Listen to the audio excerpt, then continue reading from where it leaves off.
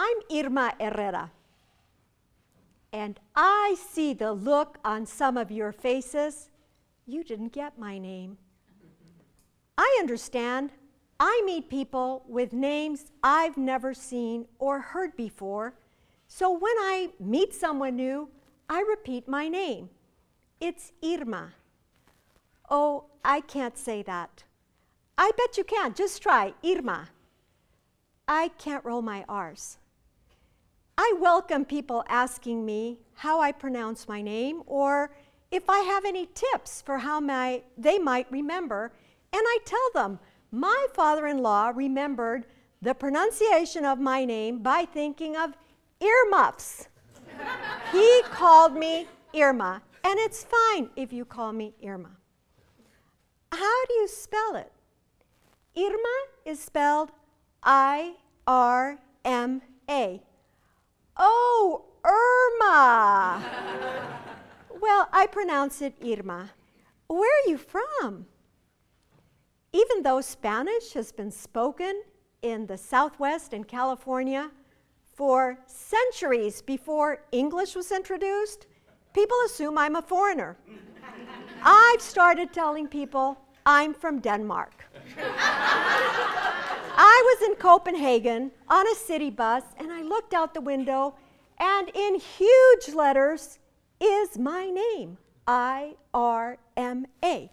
It turns out the oldest and largest grocery store chain in that country is named Irma and pronounced like my name. So I go into my namesake grocery store and I push that little Irma shopping cart around and I load it with Irma mustard, Irma capers, Irma ketchup, Irma hand soap, and I packed all of my loot into a personalized shopping bag.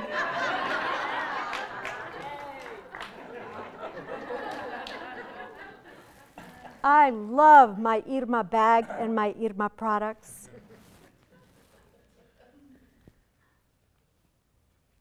If people think I'm Danish, might they try harder to say my name?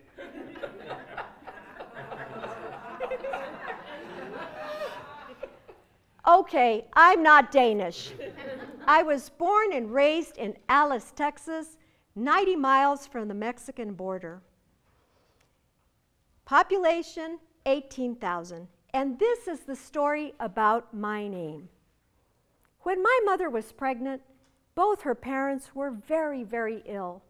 And she made a promise to the Virgen Dolorosa, the Virgin of Sorrows, that if her parents lived to see their new grandchild, and it was a girl, they would name her Dolores. And that is my middle name. My first name was to be Nora, but a month before I was born, one of my tias had a baby, and they named her Nora. So my sister Raquel, hearing my parents discuss what name they should give me, said, "Call her Irma." And they did. Over the years, I've met people from Portugal or Brazil, and they've told me, "Did you know that Irma means sister in Portuguese?" And so I love that my sister gave me a name that means sister. And sadly, my grandparents died before I was 1 year old, but I'm sure it was a great comfort to my mom that she had them for that first year of my life. Now, my mother-in-law, Rebecca Levine, the quintessential Jewish mother, had different factors guiding her name choice.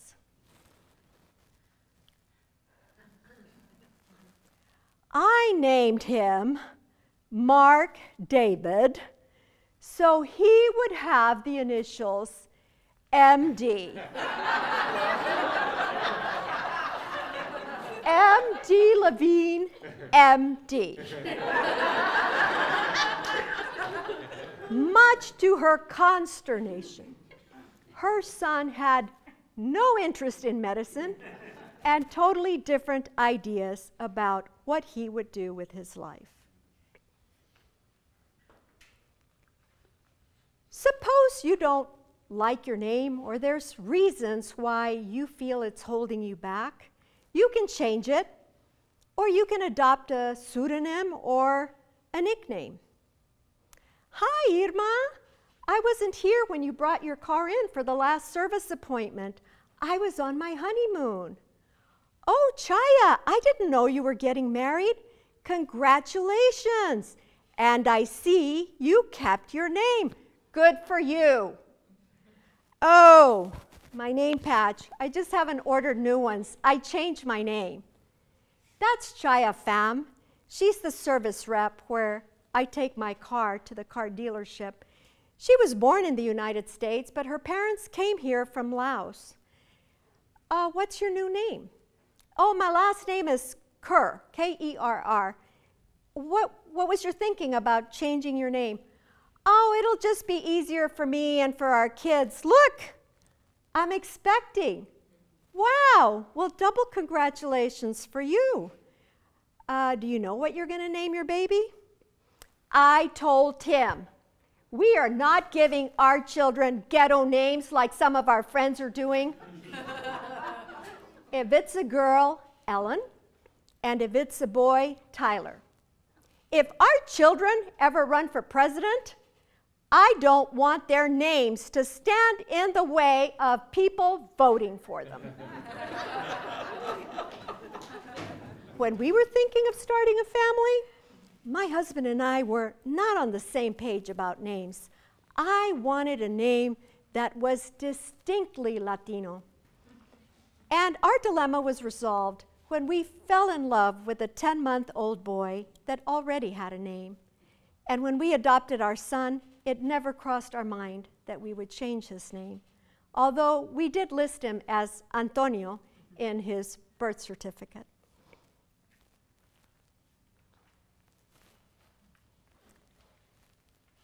I moved to California to work at the Mexican-American Legal Defense Fund, MALDEF. It was then located on Geary Street, and at the back of our office suite was a freight elevator. Take the elevator down, turn left, first door, Iron Horse Bar and Restaurant, about 2 blocks from Union Square. That was the go-to bar for our staff, and we called our convenings there the meetings of the 501 Club. What we found so attractive about the Iron Horse, dimly lit, dark paneled walls, and reduced price drinks and hot hors d'oeuvres. Often we'd go there between sets. When we needed to do work again, we were close to the office. Not everyone at MALDEF was Latino, and not everyone spoke Spanish, but most of us did. And one afternoon, in the bar, they had these horseshoe-shaped booths. We sit down and we start talking about names.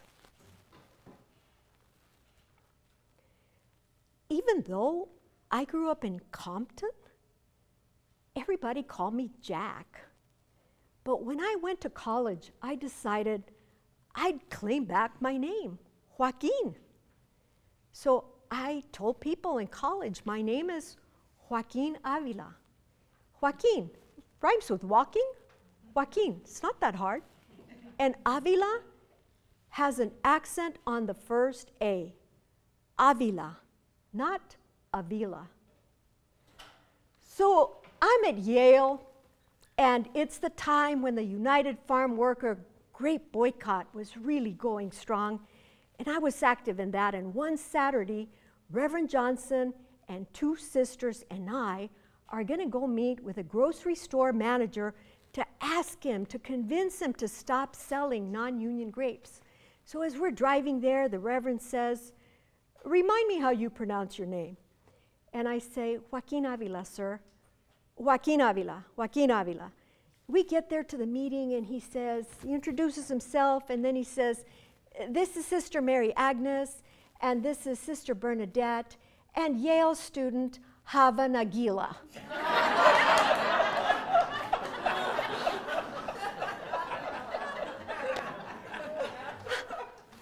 I have a story about a name. When I was in 10th grade, there were 4 Kathys in my Spanish class. 3 white Kathys and Mexican-American Kathy. And so Mrs. Post, our teacher, says, well, this is just too confusing. We can't have that. So she goes down the list and she goes, Catherine Adams, you'll go by Catherine. Kathleen Gibson, you will be Kathleen. And Kathy Miller, is it just plain Kathy? Yes, Mrs. Post. And then she gets to me and she says, Kathy Partita, is your name just Kathy? And I say, yes, Mrs. Post. And she said, well, we're all out of Kathys, so we will call you Juanita. Juanita? But Mrs. Post, that's not my name. I don't want to be called Juanita. And Mrs. Post says, it's a lovely Spanish name. And I say, well, it is, but how about you call me Catarina? Oh, I'm sorry, that's just too hard for the students to say. My story, first day of grad school, all attentive and eager. Guy calls roll. Anyone whose name I didn't call? Sir Mariano Diaz, D-I-A-Z. I'm sorry, Mr. Diaz. I believe I said Marino Dietz. My apologies. Damn! I was back in 3rd grade in Mrs. McGuire's classroom, and she called me Marion the entire year. But that wasn't so bad. She called Jesus Jesus. And we were so pinches, we were mean. During recess, we'd throw ourselves on the floor. We'd bump into walls, walk with our arms stretched out. We especially liked bumping into Jesus and saying, Jesus, make a miracle. Jesus, help me see. We were so mean. Why is it funny when we say the name Jesus in English? We never laugh when somebody's named Jesus. I don't know, Kathy. It's just funny. I mean, thinking that you're in 3rd grade with Jesus. It's just funny. Well, guys, I could use some help. I grew up in a small town in Pennsylvania. I'm the first in my family to go to college and leave that town.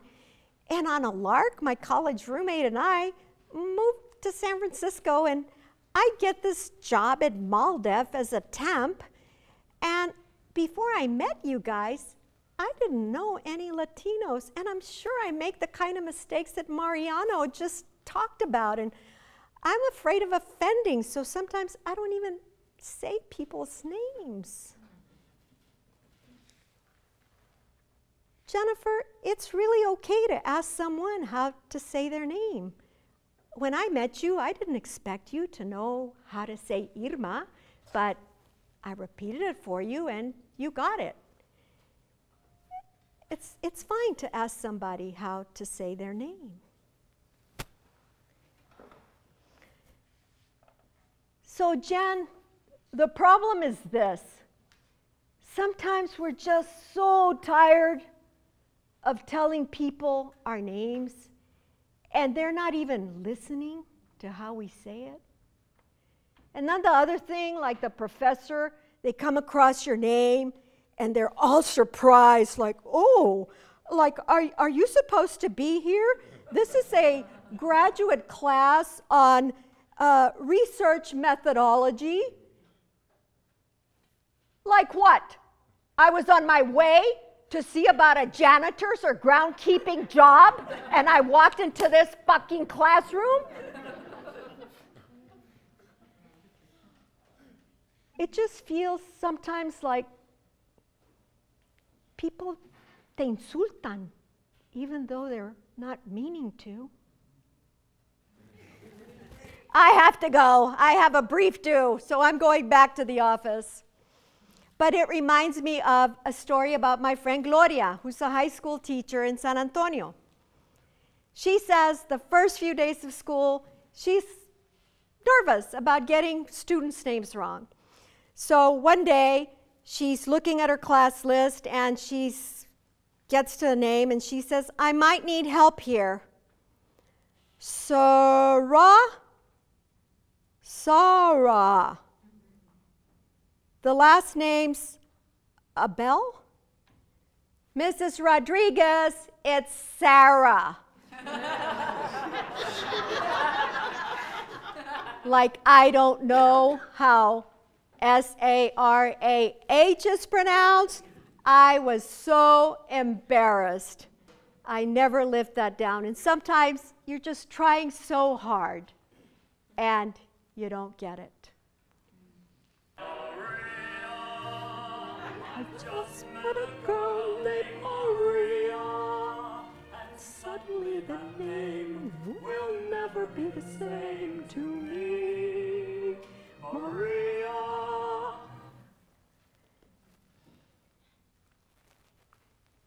I'm at Starbucks with a friend, and she's ahead of me in line. Your name, please? Carmen?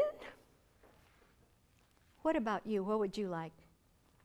I'll have a tall latte with almond milk, please. Your name? Maria. Maria, mentirosa, no te llamas Maria. Carmen, you know how I don't like my name mispronounced, so I just say Maria. It's easy, simple. I just want my coffee. I pick my battles. But Maria, Latin woman stereotype. Why don't you say your name is Madonna? or even tell them your name is Mujer. Mujer. That's simple enough.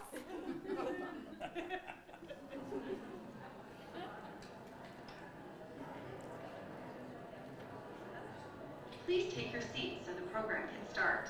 Welcome to the Margaret Brent Awards Luncheon, celebrating women lawyers of distinction. Please take your seats. We are at the Westin Hotel in Chicago's Magnificent Mile. My family is here from South Texas, and my husband's Chicago relatives are also here as our friends and colleagues. The banquet hall is crowded and abuzz. Getting 800 people to sit down is no easy task. I am one of 6 women receiving an award from the American Bar Association's Commission on the Status of Women. The award is named after Margaret Brent, who was the first woman lawyer in the United States. She was practicing law in the mid-1600s in Maryland. Well, it wasn't the United States yet. It was the whole eastern seaboard was a series of British colonies. And just to give some perspective, at about this time, in another part of the North American continent, the Spanish conquistadores had already put their stake down in Florida, Texas, New Mexico, Arizona, Alta California, and Spanish was already being spoken, and Spanish laws and customs were permeating all of this part of the world. Santa Fe had been established since 1610 as the capital of the southwest colonies of Spain.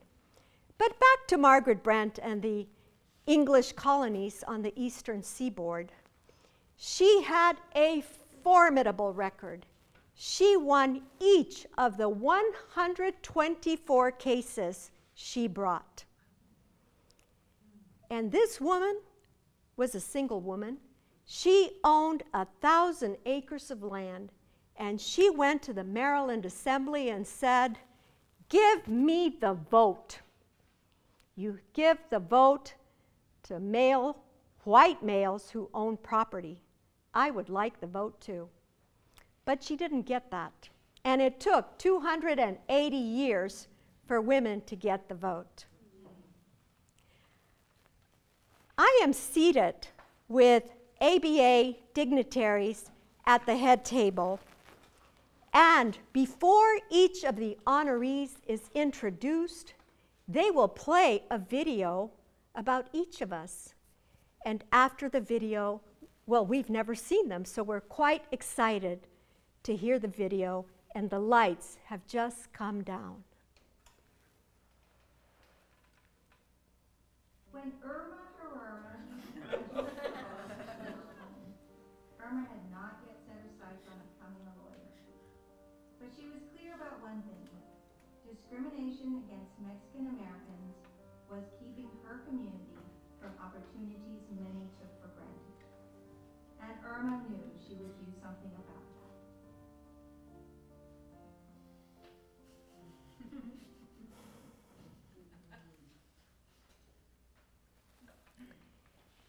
The end of the video is my cue to go to the stage and make my remarks. And what I have prepared doesn't seem like what I need to say.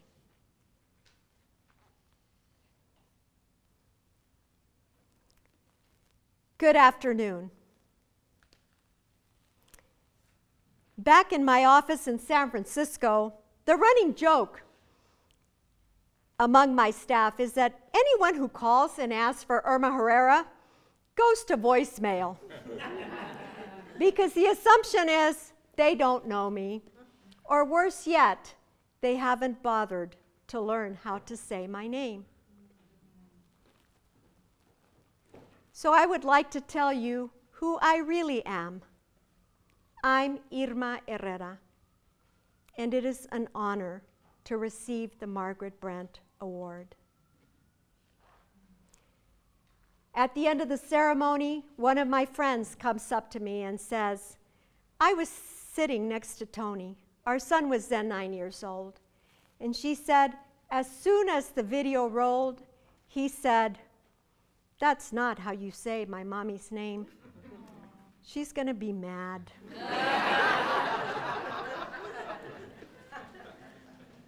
A few days later, I receive an apology from the American Bar Association, along with a promise that they will redo the narration to pronounce my name correctly. When the corrected video arrives, I put it in a box. I've never watched it.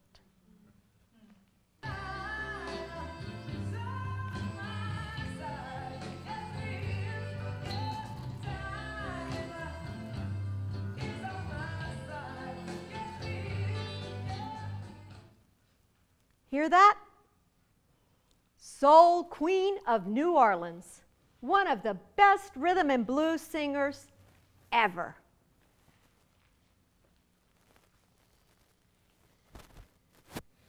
She recorded this song before it was made famous by the Rolling Stones.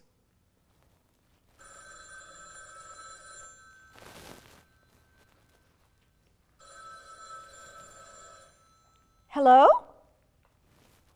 Irma? Costas and I have tickets to go see Irma Thomas next weekend. Would you like to come with us? When I lived in New Orleans, I was friends with Alexia and her husband. They're from Greece. Alexia, yes, I'd love to go with you, but her name is pronounced Irma. She's Irma Thomas. I'm Irma, she's Irma. But how come? Is that how the name is said in English? Irma? I don't know how to say this, but it sounds so strange.